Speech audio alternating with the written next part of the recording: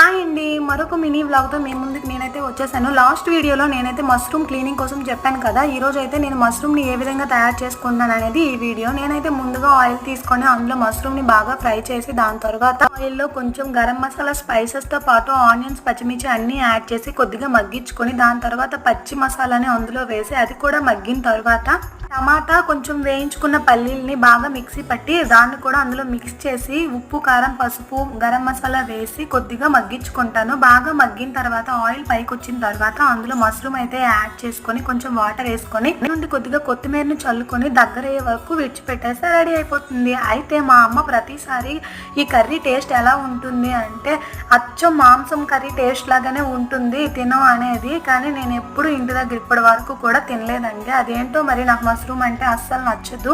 ఇక్కడికి వచ్చాక మా వారు మాత్రం మష్రూమ్ని బాగా తింటారు. ఆయన కోసం మాత్రం అయితే నేను వండుతూ ఉంటాను.